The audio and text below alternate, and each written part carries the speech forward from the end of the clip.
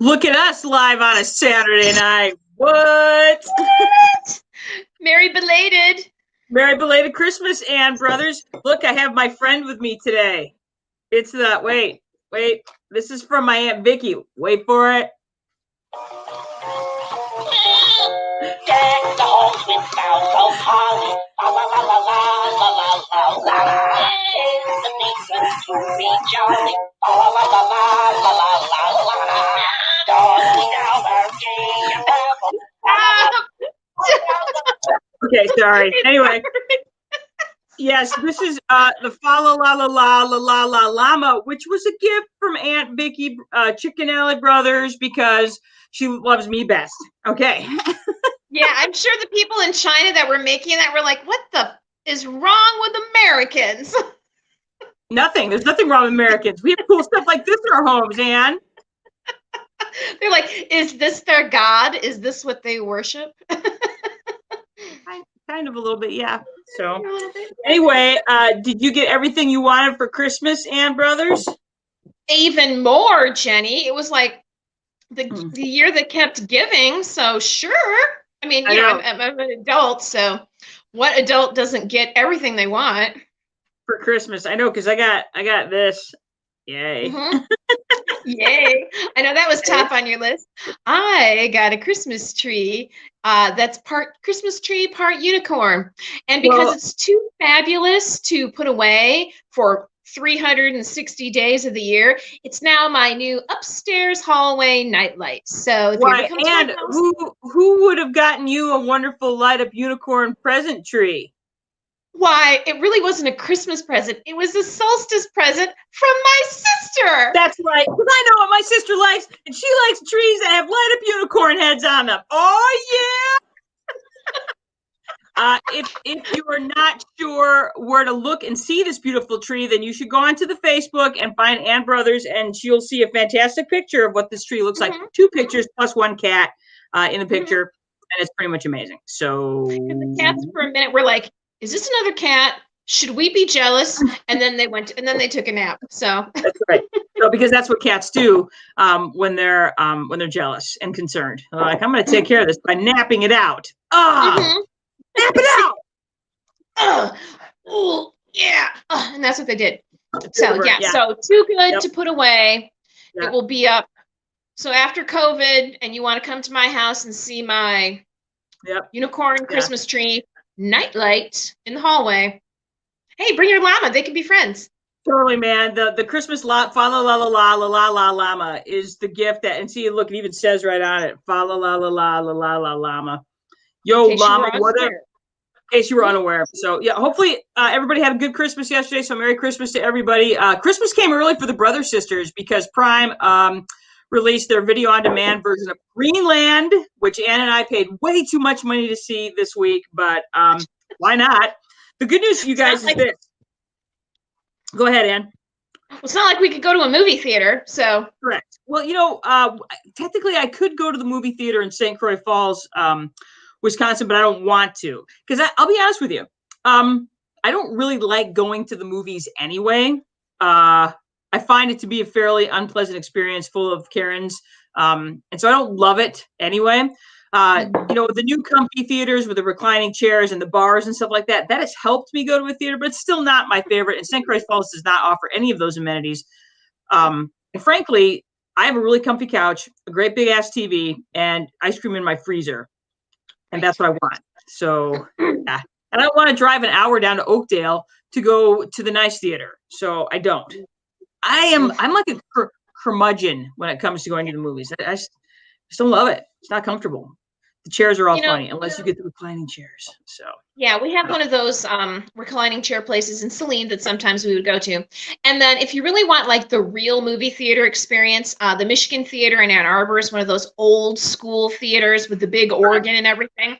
So sometimes we'll go there. We'll go get dinner someplace, and they do have beer and wine, but you have to be a member of the theater, which we're not. But it's kind of one of those old school places, which is kind of cool. So sometimes we'll go do that. That's cool. And plus it's full of people our age and older who don't have their cell phones out all the time, which is also really nice. Yeah. Yeah, and that's part of the reason I don't like going to movies is I don't like sharing the experience with other people because they're arse holes, if you Yeah. to as the English might say. So anyway, yeah, we got to watch Greenland, and the good news for us, you guys, is that we spent the $20 so that you don't have to, because we're going to tell you everything you need to know about this movie right now. All right. Yeah. Yeah. We're going to go ahead and add Greenland to the stream. Hang on. I've got to get rid of our brand. There it goes. I've got to make this bigger because I know how to do that. And there it is. Yes, Greenland, starring Gerard Butler and that one hot chick from Brazil. It's bad that Mara. I'll know it in a minute, so it'll be on the screen. So there you go. Right. Marina. That's it. Marina. Something Brazilian. Something Brazilian. The hot one. She was in Deadpool's. She was in Deadpool, and I loved her in Deadpool. So yeah. Me too. Okay. So anyway, Greenland. All right, let me give you the breakdown. This is a wordy breakdown. So we start with John Garrity, Gerard Butler, who is a structural engineer in Atlanta. We start him off, and he's kind of distant, and you could tell he doesn't really want to go home, but the guy that works for him is kind of pushing him to go home. So finally, he's like, fine, I'll go home. So he heads home. He gets to his really nice suburban household in suburban Atlanta, and it's really nice, and you can tell there's a problem. You can tell right away. And we figure out pretty quickly that he is essentially estranged from his wife. But he goes home because they're going to have a party because there's a comet that's coming. It's Clark. It's supposed to be really fun. It's going to be a close flyby to the Earth, so you can see it during the day, and it's going to be awesome. So anyway, his wife nags him into going to the store to get some booze. So he takes his kid Nathan with him, who's like 7, and they're going to the store to get ready for the party. And while he's at the store, his phone goes off with a presidential alert that tells him something is happening. His phone rings, and he listens to an automated message that tells him that he and his family have been selected for shelter. He doesn't even know what that means, but it's weird, right? So then he goes home, and there's people already at the house. And he goes into the living room and says hi to all the neighbors, and all the women are like, because the look that they give him is like, so you know that he was naughty. So anyway, he goes to his wife and is like, hey, did you see this presidential alert we got? It's like, I don't even know what you're talking about. So anyway, here comes the comet, and there's like a big explosion, and there's a big shock wave that knocks everybody out. And then they find out that Tampa, basically all of Florida, has been destroyed by the comet. And then there's a message that pops up on the TV that says, hey, John Garrity and your family, you've been selected for shelter. And then all the neighbors see that they've been selected for shelter, and they're like, what's up with that? And then it's that awkward moment at the party when you've been selected for shelter at the apocalypse and your neighbors haven't. Very awkward. So very awkward. And they're all and like, I'm not quite sure what the protocol is for that as the guest or the host. I'm like, more canapes? Yeah, I'm like, who wants cheesy poofs? And so that was super awkward and kind of fun at that moment because they're like, maybe there's something on our TV screen. I'm like, yeah, but you got a cell phone in your hand and it's not going off. How do you think that's going to go? So anyway, they follow the instructions that are on the TV thing that says you can each pack a bag. And then they have to go to this air base or whatever, somewhere in Georgia. And as they're leaving, everybody's like, dude, take our kids with you. And they're like, we can't. And they're like, you suck. And then the one guy's like, they've been lying to us. This comet was going to hit us all along. We only have 2 days before the big part of the comet hits, and we have an extinction level event. Ugh. Whoa. Boy, that's a lot to take in the first 15 minutes. In the first 15 minutes. And then after that, everything sort of swelled. Okay, so they get to the airbase, right? And then it turns out Nathan, the kid, is diabetic. And nobody knows this until they get there. And of course, they put like all of his insulin in a bag. And of course, he opens the bag because he's scared. He pulls out his banky, spilling out the insulin that nobody realizes. So then they get to the airbase and they're like, you have to move everything to one bag.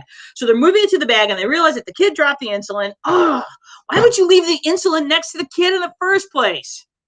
Anyway, turns out they're not taking diabetics anyway. They're not taking any unhealthy people, no chronic medical conditions, which makes perfect sense. And so they're like, you can't get on the plane. But Gerard Butler's run off to the car to get the insulin. So he gets separated from his wife, and then everybody comes on, and there's a big run on the airfield, and the planes blow up, and they get separated. So then they decide they're going to go to her dad's Kentucky? house in Kentucky. Yes.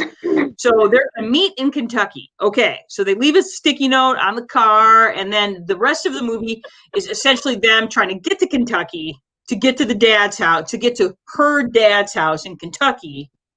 And along the way, there's like, anyway, it doesn't matter. You know, honestly, it doesn't matter. All right. Anyway, it doesn't. Here's all you need to know is that there's a comet coming. And like all good apocalypse movies, there's a comet coming. Okay, good. Anyway, reasons you might enjoy Greenland. It's better than Geostorm, which I believe came out in 2017. It was also a Gerard Butler movie. And my God, I posted on Facebook after, because my aunt Julie and my Aunt Patty and my Aunt Vicky were visiting when that movie came out. And so I got talked into, let's face it, they didn't have to talk to me very hard into going to see this movie. It was terrible. So I posted on Facebook after we had seen this movie that I felt that they should just rename the movie Geostorm Shitstorm, because that's what it was. The good news for you, if you're going to watch Greenland, is that it is better than Geostorm. And Which Gerard is a Butler, very low bar. So low. And the good news, again, why you might enjoy Greenland is that Gerard Butler is not nearly as puffy in this movie as he was in Geostorm. So he's managed to lose a few pounds, or he's wearing better Spanx, and he looks okay. Yes. When it comes to Armageddon, there is some excellent customer service within this Armageddon. It's like so many people that were just nice to them for no reason, mostly in the Army, who were just like, here, you know, let us offer you a ride here. Here, let us give you this free insulin. Here, you know, just here's a juice box. Even though you're screaming at me like a Karen, I still want to help you and not hit you in the head with my rifle butt, because we've only got 2 days left. Correct.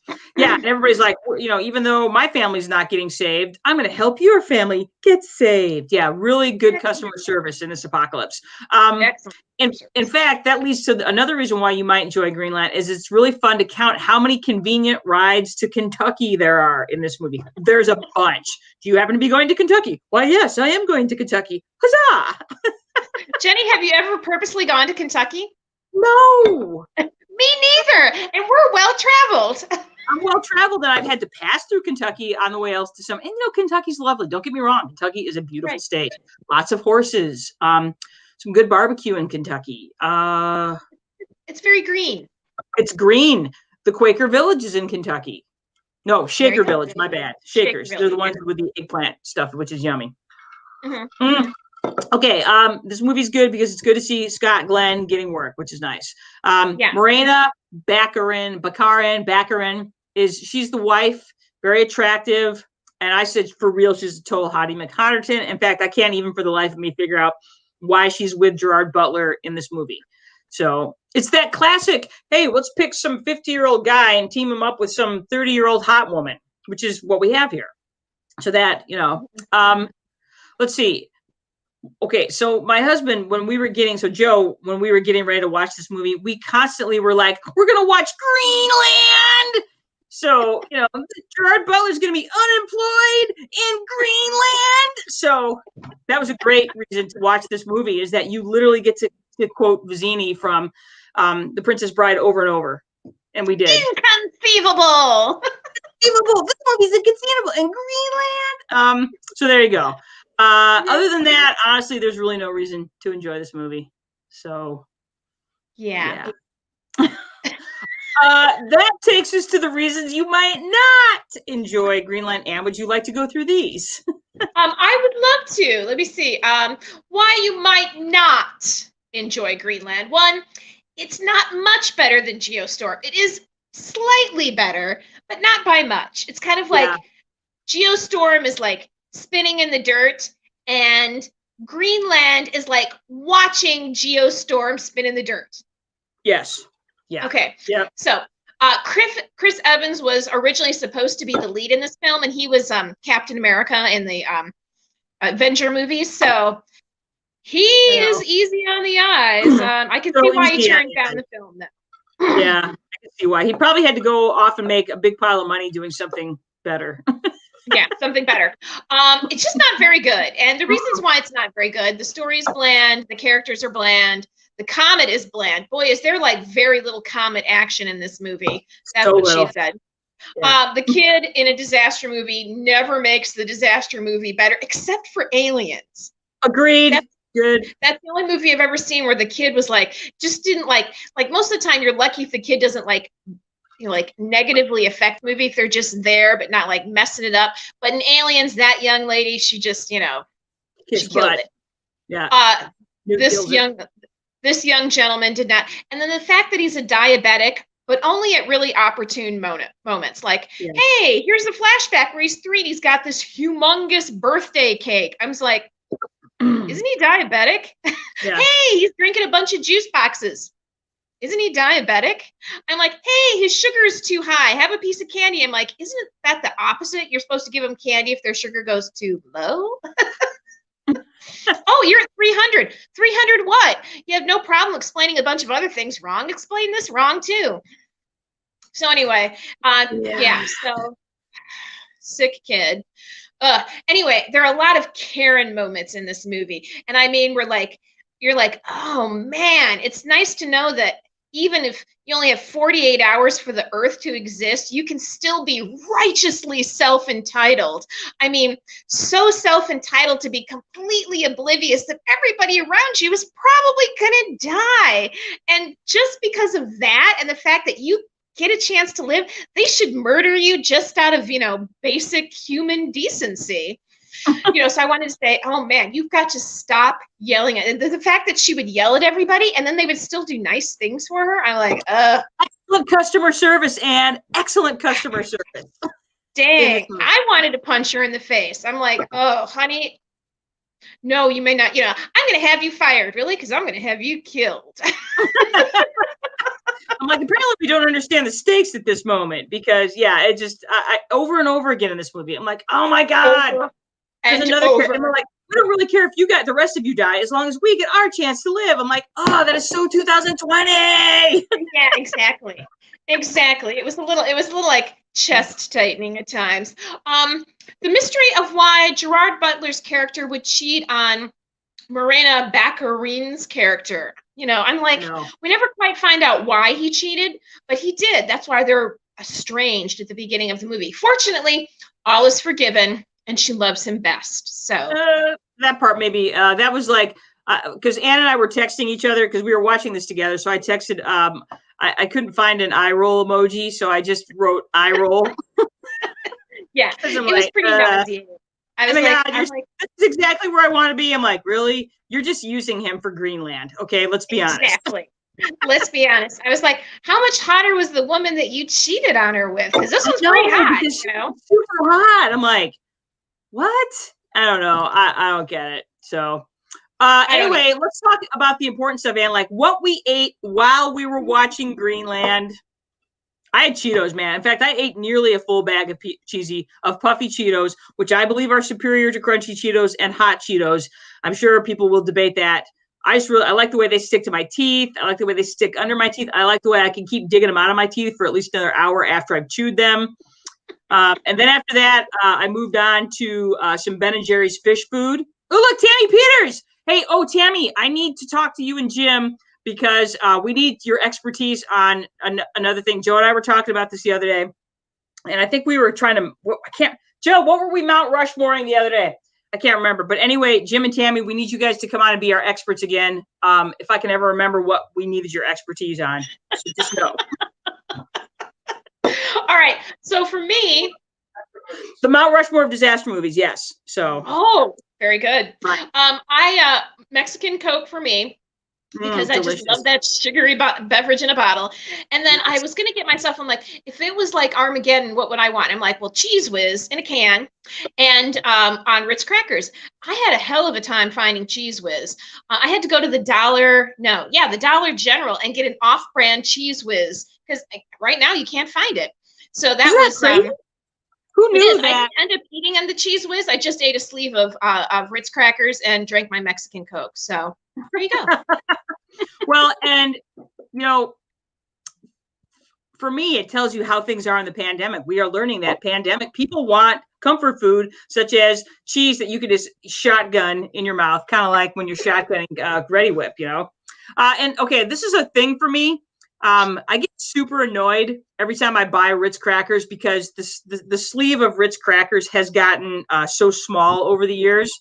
I'm like, come on. And, you know, I realize everybody's mad, but we're mad about the wrong stuff. I'm like, Democrat, Republican, whatever. We can all agree that we are getting hosed by Nabisco on Ritz crackers now. This is the stuff we should be mad about. We should be mad at the Girl Scouts for shorting us on Thin Mints, and we should be mad at Nabisco for shorting us on our sleeve of Ritz crackers. And it's not just Ritz, it's everything. And the Ritz are a little bit smaller too. They don't have quite the diameter. Because I haven't had Ritz in a long time. And I was like, oh, these are smaller and there's not as many. I'm like, I think I'm missing at least 10 per sleeve. So noticeable. And those bastards have done it over, like, you know, they've done it over time. And so they were hoping we wouldn't notice. Well, I noticed, Nabisco. I noticed. Sorry. Damn you. Really, Damn you to hell. Super mad about that. And I always will be. And those are the things I'm going to riot for. I'm going to riot to restore my Ritz crackers. So, you know, I'm just saying. All right. Yeah, so that was some good snacking. And let me just for the minute say that if you've never had Ben & Jerry's fish food, it's everything I want in ice cream. It's chocolate, which I like. It has dark chocolate. The little fish in it are like chocolate chips, but they're shaped like little fish. It's got caramel and it has marshmallow. And God bless America. I love marshmallow topping on ice cream. I just love it. And this is stirred in. So good. It's my favorite. It's other than mint chip, it's my favorite ice cream. So. I like Ben & Jerry's because Duncan and I would get a pint and then I would eat the bits. I would strip mine, the good bits out, and then I would hand it back to Duncan so he could scrape off the next layer of ice cream. And then I would strip mine all the good bits. He's like, you're strip mining all the good stuff. And I'm like, yeah, isn't that part of a successful marriage? That's right. And I don't like to share my container of fish food. It's fine if we get 2 fish foods, one for Joe, one for me, but I do not like to share it. I don't. I'm not super selfish when it comes to my desserts, but I am when it comes to a container of fish food. And I have to be super careful. Normally I have to make a little dish for myself because if I open the container, it's getting eaten in its entirety. And I never feel quite good after that. Too much marshmallow in my intestines. Totally. So one of the things that Anna and I discussed after watching the subpar Greenland, we discussed what. So here you are. It's the apocalypse. You know, everybody's going to start hoarding and everybody's going to start looting and all that. So what's going to be left at the liquor store? So here you are at the liquor store. There's not much left. What are you going to end up with? And you can start on this one. I ended up with Seagram's Escapes Jamaica Me Happy wine cooler. It's pink. It's terrible. I'm drinking it right now. It's terrible. But it was really cheap, and I'm pretty sure this will still be there after the looting. Yeah, when the looting's over, in my world, it will be Moscato, Barefoot, the Peach Moscato. This will be there. Peachification. The peachification process is alive and well in this bottle, and I'm positive that no matter how much looting, this will still be available to you if you need to get drunk at the end of the world. Jamaican Me Happy Seagram's and Peach Moscato available to you. Delicious. Yeah. The good stuff won't not be. Delicious, but it'll get you drunk. Isn't that what you really want? This is a stomach ache in a bottle, but who cares? It's the apocalypse, right? It's pink. This is more of a yellow color. Kind of looks like pee after you've had a lot of water. Okay. I was going to say, looks like the urine sample from a horse. Oh, ew. All right. So anyway, the good news is this. Okay. Again, don't watch Greenland. Do not, whatever you do, don't spend the $20 video on demand. If it happens to pop up someday free on Netflix or Prime, by all means. But just know that there are other things that you could be watching that are better.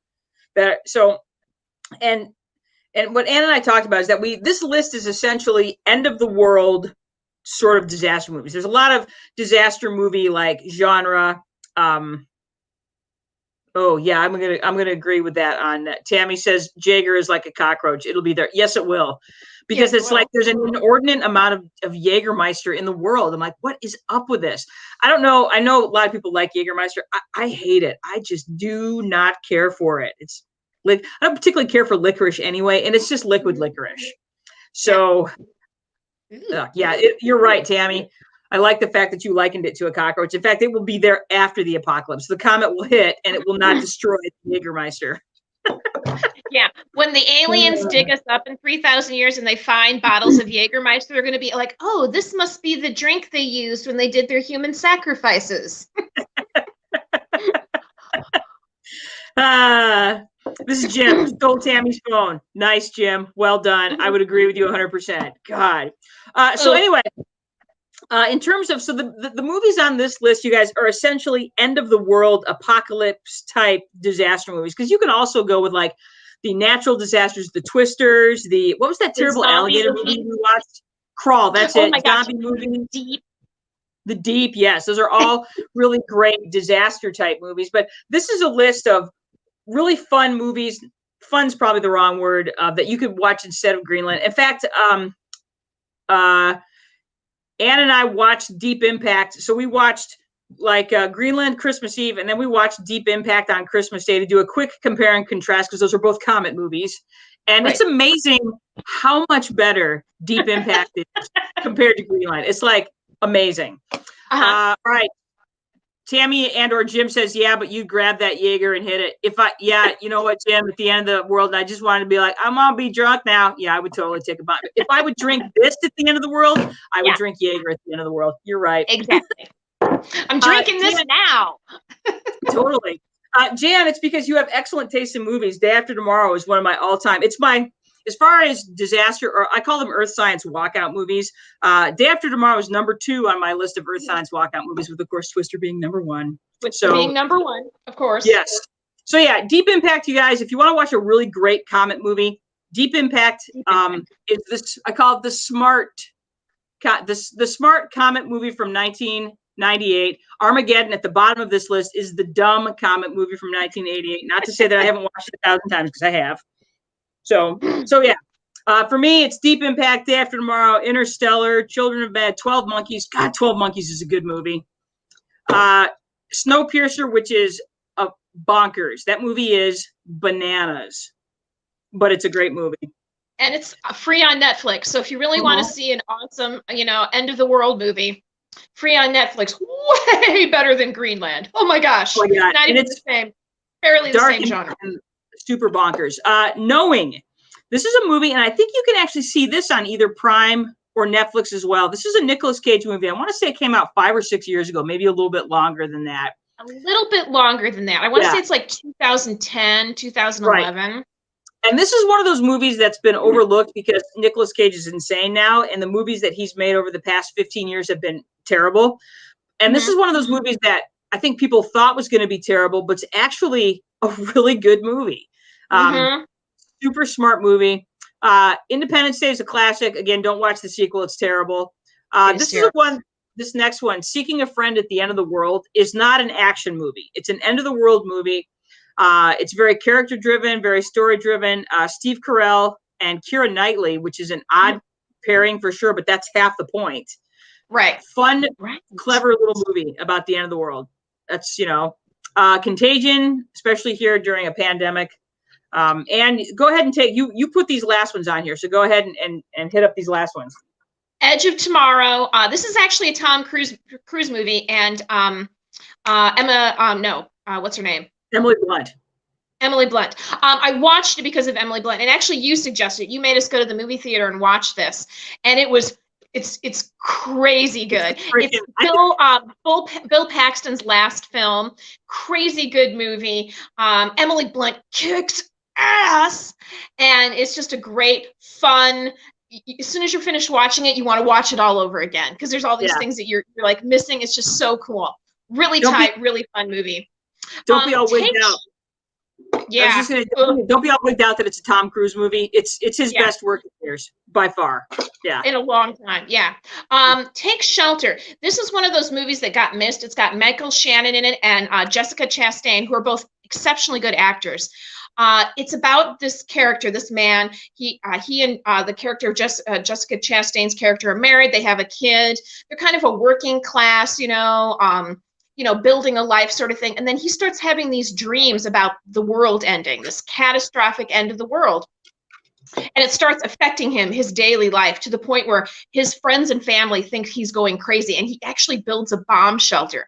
And you go through the entire movie thinking he's right, and then thinking he's crazy, and then maybe he's right, and maybe he's crazy. So you're on this psychological roller coaster of following this man and his family as you think, or maybe he's not, maybe he's right, going crazy. It is really a totally unique, interesting take on the disaster film. Just hardly didn't make any waves, which is too bad because it's one of the best films I've seen in a long time. Plus, I'm really big fans of those two actors. Of course, if you want to see a disaster movie for children, Wall-E, and this is a Pixar. It's Pixar, right? Yes, it is. Yep. Yeah, it's a Pixar film. Both Jenny and I agreed that if there is going to be an end of the world, this is probably how it's going to happen. For real. So it's just a really delightful film if you haven't seen it. It's my favorite Pixar film. Makes you a little weepy, and it's just a lovely, just a beautiful film. And you think, and of course, I have a little thing for inanimate objects anyway. The personification of inanimate objects is kind of one of my weaknesses. So it's just a delightful little lovely film. What are you talking about? Exactly. And then Jenny suggested this one, and I haven't watched it yet, but I want to see it. It's The Day the Dinosaurs Died, which is actually a documentary on Nova. It is, and it's a fantastic look at the meteor impact that scientists believe led to the extinction of the dinosaurs, and it's very good. You'll walk out of there with just a huge amount of understanding of what they think at not just the impact, but what happened afterwards that contributed. So if you're actually looking for something that is really a good look at what they think happened on that, based on the geology, based on the crater, and it's a really excellent, because they actually drill into that crater and they grab a core sample from it, and it's amazing what they learn from the core sample. And it's a testament to the detective work and the understanding of geology and the fact what they've done in the lab in order to recreate these conditions. It's really fun. Tammy and Jim Jenny, it won't be all better after 9 months? No, Anne, it will not be all better. As they said in this movie, like they come out after the comet hits, and they come out 9 months later and everything's clearing and there's birds flying. I'm like, that's very optimistic of them. Very optimistic. I would agree with Jake that the movie This Is the End, with Seth Rogen and Jonah Hill and James Franco, that's actually a really fun movie as well. It's one of those movies that you watch it and there is not a redeeming character in the movie, and that's half the fun of it. Yeah, you kind of want them all to die in the end. In the end. And then, of course, you can't include an Armageddon movie without, of course, putting the movie Armageddon. It's very funny because Armageddon and Deep Impact both came out in '98. Deep Impact came out first, and it kind of made a little splash. People really liked it. And then Armageddon came out, and of course, a bazillion people watched it.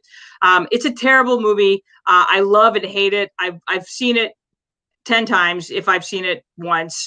I've never made it through the first 20 minutes. Yep. It's terrible. And it's super fun. Michael Bay movie. It's a classic Michael Bay movie. Which means that you can make a drinking game out of it. And this is how you play the Armageddon drinking game. You take a drink, and this is very classic Michael Bay. You take a drink every time you see an American flag, you see a slow-mo shot of anything. You see a helicopter. You see a shot of Liv Tyler looking hot and useless. You see a shot of any woman being hot and useless. You have a male character who is an asshole, but it's okay because he's really good at what he does. You drink if you see or hear a character do something misogynistic. You drink if you see or hear a character do something stupid. You drink if you see or hear a city being blasted by a meteorite. Please note, you need to be very careful with this. You'll be super drunk in 20 minutes. Okay. I've decided that all Michael Bay movies are best watched with mute on. Just put it on mute. Just watch it. Don't listen to it because it's terrible. Joe and I have started doing that because if you watch Hulu, because we're watching Killing Eve on Hulu right now, and they basically run the same 8 commercials again and again. And for whatever reason around Christmas, all the perfume commercials come out, and all the perfume commercials with like whatever hot actress. And so right now it's like Emma Stone and Keira Knightley and Natalie Portman's in one, and what's her name? Charlize Theron is one. Yep, she's in one. And so Joe and I we mute the commercials and then we voice over them. So, we talk through them on mute, and I got to tell you, it's really funny. We're hilarious. So no, and Michael Bay movies are the same way. If you put them on mute and then talk over them, then they can also be super fun. That's also a fun game too, because Michael Bay movies are the worst. So, Jan Stoffer, looking hot and useless. I need to use this phrase. Yes, there's a lot of that in Michael Bay movie. So I'm like, here's me doing it. Okay. Oh, good, Ann. Good work with your mouth there. Thank you.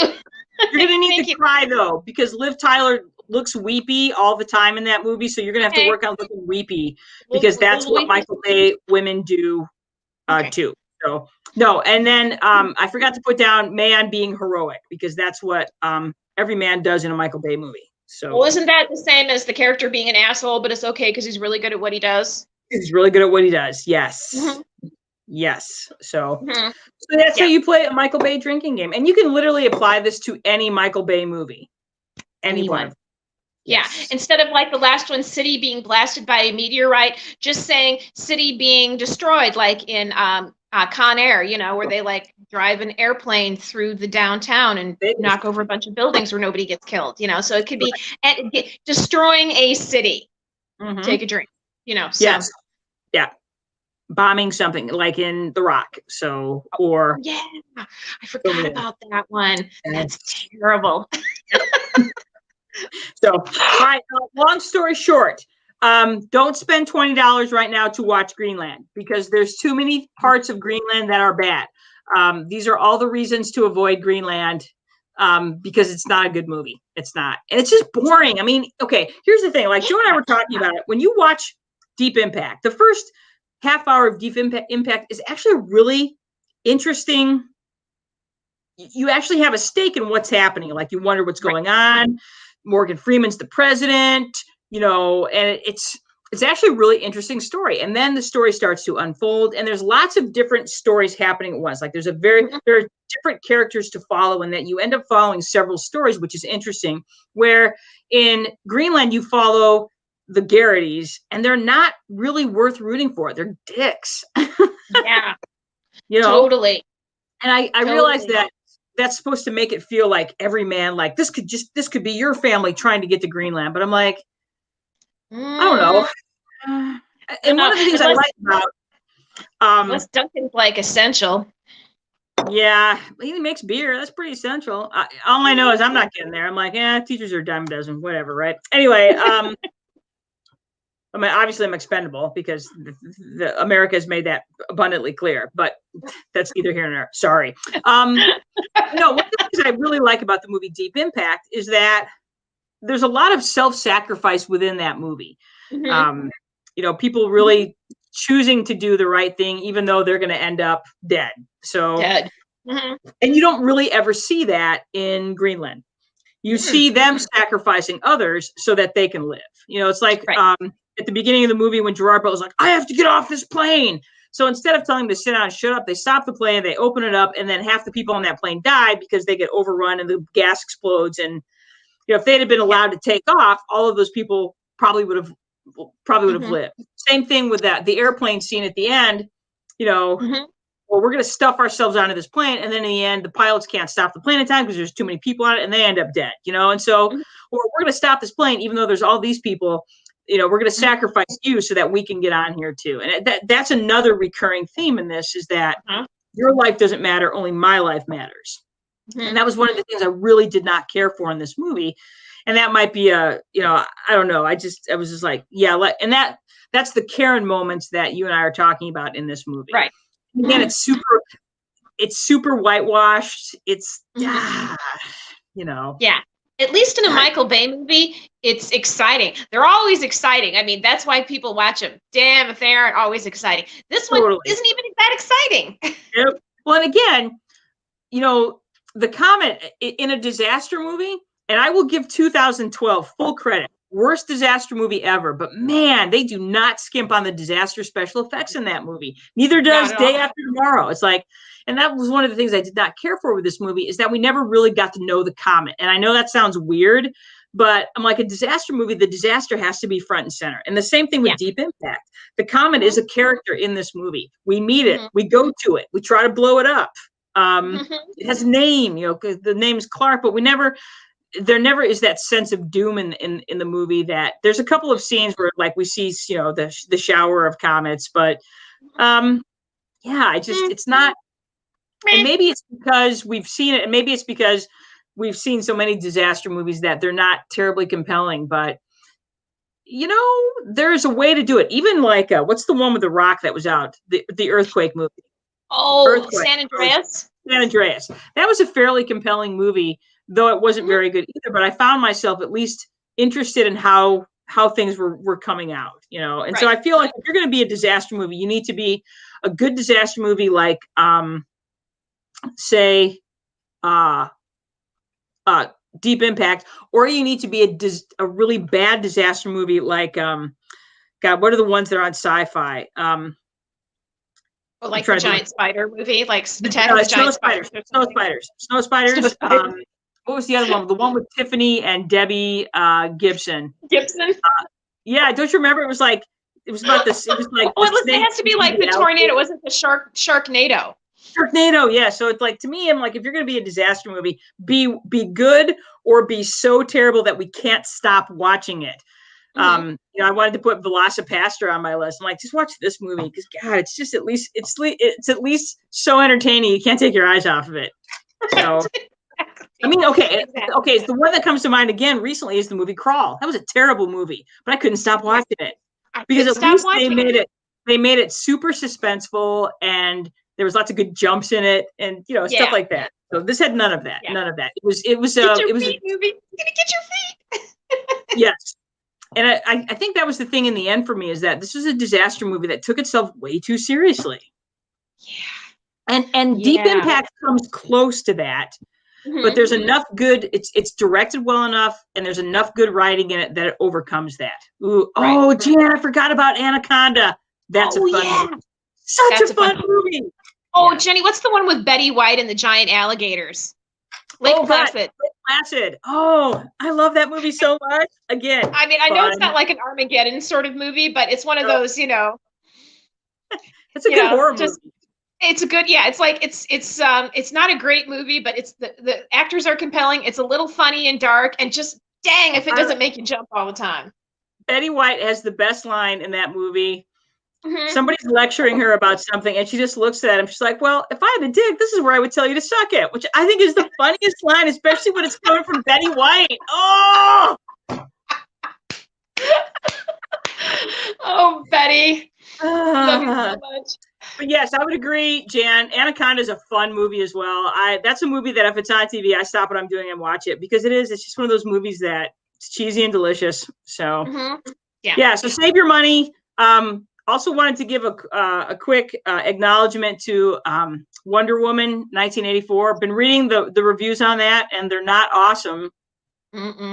Sorry. And I think it has everything to do. What I keep hearing again and again is that it has to do with the villains. And again, Ann and I were discussing this before we came on, is that villains make a superhero movie. That if you have the right villain, and that's rare in a superhero movie.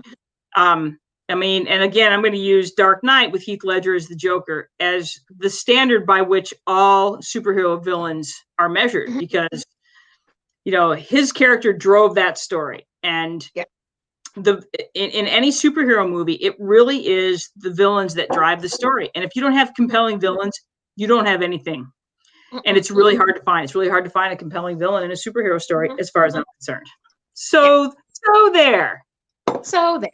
You have to do more than want to rule the world, because if Jeff Bezos has taught us anything, you don't, just be super, super rich. And then, I'm like, that's a lot less work than trying to, oppress people, whatever. I'm like, I'm going to oppress you by simply hiring you. Exactly. I was like, where's our superhero for him? Yeah, really. No, sorry. I'm just gonna keep Hey, buying by this the way, I stuff. gotta go order something on Amazon. I'll see you later. Now Oh, my you're the phone villain. says I need something. Amazon, my phone said that I can order this from Amazon. So See, and so your phone now is the villain. Ugh.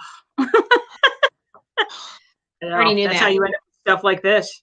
Ain't that Mhm. right, Lon? See. Good times, good times. All right, so ladies and gentlemen, we have talked for 45 minutes about a movie we didn't like. Amazing. Amazing. A movie you shouldn't spend 1 minute on. So Don't spend, and definitely don't spend money. God, when that thing pops up with Prime that says you can get Greenland for $20, don't do it. mm-mm, Don't do mm-mm. it. If So you did and we warned you, shame on you. It's your shame on fault. you. Your fault. Pass this along. Tell people not to bother with Greenland. Mhm. Next weekend, we'll be back with Aaliyah Berube going to join us. She is the queen of, I believe her studio is now called Art Bitch Studio, which I think is a great name. That's I know. awesome. So awesome. So yeah, she promised to come on and talk about her cool artsy stuff. And it's really cool. I can't afford Aaliyah though, but I want to. But she does some really amazing work, and we're super looking forward to having her on with us. Probably next Saturday or next Sunday, depending on when she can join us. In the meantime, you guys should have a happy New Year. Mm-hmm. And don't, please, you guys, whatever you do, do not pin all of your hopes on 2021. Okay. It's Just going to be a slow start. It's going to It'll be a be slow a start. slow So, just know that it's okay. But anyway, Happy New Year, you guys. Merry Christmas. And thanks for watching. Don't buy Greenland on video on demand. Wait for it to be free somewhere. And even then, And don't drink these until the apocalypse. They'll still be good. yeah. And for those of you that are joining us late, Anne, for her apocalypse drink was, what was it called? It's called Seagram's Escape Jamaica Me Happy. Gross. It is gross. Totally gross. Don't drink this until the apocalypse because it's your last choice. It is the Moscato, the Barefoot Peach Moscato. This is a last resort drink. Just know that. Peachification. And peachification process. And yet I've been drinking it as well. I'm gonna have a stomachache. Don't forget. The fa la la la la la la llama wishes you a happy Christmas and a happy New Year. Thanks you guys for watching. Wait, I have to put our brand on. Wait for it. Waiting. Brand. I got to get rid of that. All right. Oops. Wait. It didn't work. Oh, well. Anyway, I'll do it in a minute. Anyway, watch us, like us, share us, adore us, or whatever. Or whatever. Yay. Thanks, you guys. Bye. Bye.